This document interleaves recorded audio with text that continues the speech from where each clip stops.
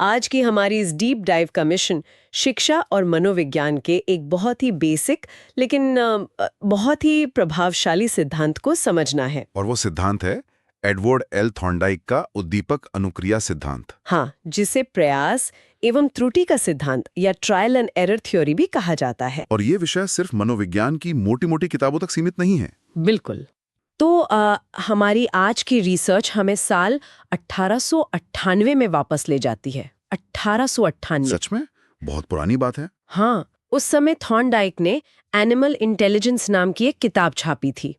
ये सोचना भी अपने आप में बहुत अजीब और अद्भुत है कि एक सदी से भी ज्यादा पुरानी रिसर्च आज भी हमारे एजुकेशन सिस्टम को पूरी तरह से चला रही है। बिल्कुल, मतलब आज भी अगर कोई इंसान कार चलाना सीख रहा है या कोई नया सॉफ्टवेयर चलाना सीख रहा है तो अनजाने में वो उसी 1898 के सिद्धांत का पालन कर रहा है। तो चलिए इसे थोड़ा समझते हैं। ये थ्योरी असल में कहती क्या है? यहाँ जो बात सबसे हैरान करने वाली है वो ये है कि थॉर्नडाइक ने इस पूरी प्रक्रिया को एक नाम दिया था, संबंधवाद या कनेक्शनिज्म। अच्छा, कनेक्शनिज्म। हाँ, उनका मानना था कि सीखना कोई जादू नहीं है, बल्कि ये विशुद्ध रूप से संबंधों को जोड़ने की, मतलब कनेक्शन बनाने की एक प्रक्रिया है।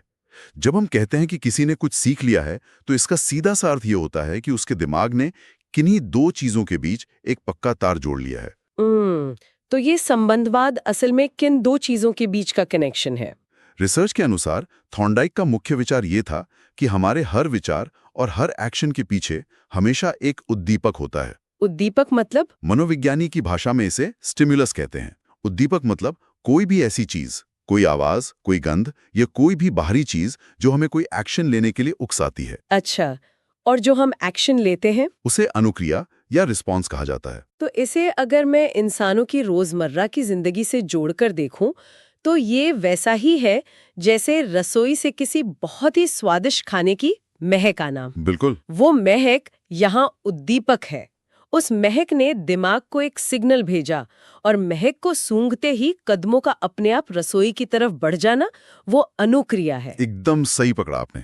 क्या थॉर्नडाइक ने ये सब सिर्फ इंसानों पर टेस्ट किया था? अरे नहीं, उनकी खूबी ये थी कि उन्होंने ये देखने के लिए कि क्या सीखने का ये कनेक्शन हर जीव में एक जैसा होता है, उन्होंने मुर्गियों, मछलियों, कुत्तों और बिल्लियों पर भी कई प्रयोग किए। अरे वाह, मछलियों पर भी? हाँ, उनका मकसद ये देखना था कि जब किसी जीव के सामने कोई समस्या आती है तो वो समाधान तक कैसे पहुंचता है। इन सभी में उनका जो प्रयोग इतिहास में सबसे ज्यादा अमर हो गया वो था एक भूखी बिल्ली का प्रयोग। ओहो, वो मशहूर पहेली पेटी या पजल बॉक्स वाला प्रयोग। मैंने इसके बारे में पढ़ा है। हाँ, वही। अगर हम इस प्रयोग के सेटअप की बात करें तो ये किसी एस्केप रूम वाले गेम जैसा लगता है। थॉर्नडाइक ने एक भूखी बिल्ली को लकड़ी के खास पिंजरे में बंद कर दिया जिसे पहेली पेटी कहा गया। और इस पिंजरे की बनावट बहुत ही ट्रिकी थी। हाँ, इसमें एक दरवाजा था, लेकिन वो दरवाजा किसी ताले से नहीं बल्कि अंदर लगी एक डोरी या लीवर से जुड़ा हुआ था। मतलब अगर उस डोरी पर सही दबाव पड़े तभी दरवाजा खुल सकता था। अब यहाँ उद्दीपक की भूमिका को समझना होगा।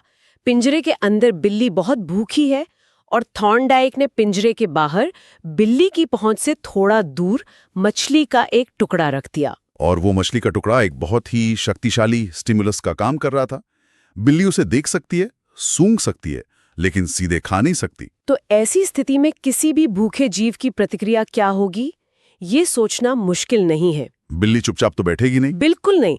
नोट्स में साफ बताया गया है कि मछली को देखकर बिल्ली बहुत बेचैन हो गई। उसने बाहर निकलने के लिए उछल कूद शुरू कर दी। हाँ, सलाखों के बीच से अपना सिर बाहर निकालने की कोशिश करने लगी। उसने पिंजरे की लकड़ियों को काटना शुरू किया और चारों तरफ अंधाधुंध पंजे मारे। और उसके ये सारे प्रयास पूरी तरह से दिशाहीन थे। हाँ, दिशाहीन थे, लेकिन यही वो प्रक्रिया है जिसे ट्रायल या प्रयास कहा जाता है। बिल्कुल। और इसी भारी छटपटाहट के बीच एक निर्णायक पल आता है। अचानक पूरी तरह से अनजाने में बिल्ली का पैर उस डोरी या चटकनी पर पड़ जाता है और खटका होता है। हाँ, दरवाजा खुल जाता है और बिल्ली बाहर आकर अपनी भूख मिटा लेती है। तो यहाँ मुझे एक सवाल पूछना है और शायद ये सवाल इस पूरी रिसर्च का सबसे अहम हिस्सा है। पूछिए। क्या पहली बार दरवाजा खुलना सिर्फ एक तुक्का नहीं था? मतलब बिल्ली ने कोई लॉजिक तो लगाया नहीं था, वो बस गुस्से में पंजे मार रही थी और किस्मत से दरवाजा खुल गया। तो हम इसे सीखना कैसे कह सकते हैं? ये बहुत ही शानदार सवाल है। अगर हम सिर्फ इस पहली घटना को देखें तो हाँ, ये 100% एक संयोग था, एक तुक्का ही था। तो फिर लर्निंग कहाँ हुई? असली विज्ञान तो इसके बाद शुरू होता है। जब बिल्ली ने खाना खा लिया तो थॉर्नडाइक ने अगले दिन उसे फिर से भूखा रखा और फिर से उसी पिंजरे में बंद कर दिया। और बाहर फिर से मछली रख दी गई। हाँ, तो क्या बिल्ली ने फिर से वही अंधाधुंध उछल कूद शुरू कर दी? शुरुआत में हाँ, हाँ। लेकिन अगर हम बड़ी तस्वीर को देखें तो एक बहुत बड़ा बदलाव आ रहा था। पहली बार अगर बिल्ली को दरवाजा खोलने में 10 मिनट लगे थे, तो दूसरी बार उसे शायद 7 मिनट लगे। अच्छा। तीसरी बार 5 मिनट। थॉर्नडाइक ने इस प्रयोग को कई बार दोहराया। हर बार बिल्ली की गलतियां, यानी जो व्यर्थ के पंजे मारने की त्रुटियां थीं, वो कम होती जा रही थी। मतलब वो समझ रही थी कि पिंजरे को काटना या सलाखों पर सिर मारना बेकार है। बिल्कुल। और अंत में एक ऐसा दिन आया जब बिल्ली ने कोई फालतू उछलकूद नहीं की। वो सीधे उस चटकनी के पास गई, डोरी खींची और बाहर आ गई। ओह, तो गलतियों का धीरे धीरे कम होना और सही एक्शन का फिक्स हो जाना ही असल में लर्निंग है। एकदम सही। लगातार प्रयासों से त्रुटियों का कम होना ही असली लर्निंग है। अब समझ में आया कि इसे प्रयास एवं त्रुटि का सिद्धांत क्यों कहा जाता है। उसने बार बार प्रयास किया, कई गलतियां की, लेकिन हर नए प्रयास के साथ वो अपनी पिछली गलतियों को कम करती गई। और सही अनुक्रिया और उद्दीपक के बीच एक पक्का कनेक्शन बन गया। लेकिन बात सिर्फ एक भूखी बिल्ली के पिंजरे से बाहर निकलने की नहीं है ना? नहीं, बिल्कुल नहीं। थॉर्नडाइक ने इस प्रयोग से जो डेटा इकट्ठा किया, उसके आधार पर उन्होंने सीखने के कुछ यूनिवर्सल लॉज बना दिए। ऐसे नियम जो ये बताते हैं कि कोई भी कुछ भी कैसे सीखता है। हाँ, उन्होंने इन नियमों को 2 मुख्य श्रेणियों में बांटा, मुख्य नियम और गौण नियम। तो अगर हम मुख्य नियमों या प्राइमरी लॉज की बात करें तो ये 3 है: तत्परता का नियम, अभ्यास का नियम और प्रभाव का नियम। हाँ, ये शिक्षा मनोविज्ञान में बहुत महत्वपूर्ण माने जाते हैं। चलिए इन तीनों को एक एक करके समझते हैं। पहला है तत्परता का नियम, मतलब लॉ ऑफ रेडीनेस। ये सच में बहुत ही दिलचस्प है। बिल्कुल। इसका मतलब है कि अगर कोई इंसान मानसिक रूप से कुछ नया सीखने के लिए तैयार ही नहीं है, तो उसे कुछ नहीं सिखाया जा सकता। एकदम सही। इसे अगर हम उसी बिल्ली वाले प्रयोग से जोड़कर देखें, तो सोचिए कि अगर थॉर्नडाइक पिंजरे में एक ऐसी बिल्ली को बंद कर देते जिसका पेट भरा हुआ है, तो क्या होता? वो शायद उस पहेली पेटी से बाहर निकलने की कोशिश ही नहीं करती, आराम से सो जाती। हाँ, क्योंकि उसके अंदर तत्परता नहीं है, कोई ड्राइव नहीं है। बाहर रखी मछली उसके लिए कोई मायने नहीं रखती।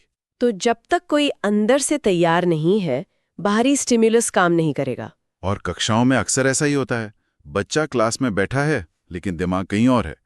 ऐसे में शिक्षक चाहे जितनी मेहनत कर ले, बच्चा कुछ नहीं सीखेगा। ये तो बहुत ही व्यवहारिक बात है। इसके बाद आता है दूसरा नियम, अभ्यास का नियम या लॉ ऑफ एक्सरसाइज, जो कहता है कि जिस काम का हम बार बार अभ्यास करते हैं, उसे हम जल्दी सीख लेते हैं। हाँ, जैसे बिल्ली ने डोरी खींचने का बार बार अभ्यास किया। लेकिन यहाँ मैं एक बात पूछना चाह रही थी। हाँ, बताइए। क्या सिर्फ बार बार अभ्यास करना ही काफी है? मान लीजिए मैं गिटार बजाना सीख रही हूँ, लेकिन मैं उंगलियां गलत रख रही हूँ। अगर मैं उसी गलत तरीके का 100 बार अभ्यास कर लूं, तो मैं तो गलत गिटार बजाना ही सीख जाऊंगी ना। फिर ये नियम कैसे काम करेगा? यहाँ आपने बहुत ही गहरी बात पकड़ी है। थॉर्नडाइक ने भी माना था कि अंधा अभ्यास किसी काम का नहीं है। अभ्यास के नियम के साथ हमेशा फीडबैक जुड़ा होना चाहिए। अच्छा, फीडबैक। हाँ, जब बिल्ली गलत अभ्यास कर रही थी, सलाखों को काट रही थी, तो उसे कोई फल नहीं मिल रहा था। इसलिए उसने वो छोड़ दिया। और जब सही डोरी खींची तो दरवाजा खुला। वही दरवाजा खुलना उसका फीडबैक था। अभ्यास तभी फायदेमंद है जब आपको पता हो कि आप सही दिशा में जा रहे हैं।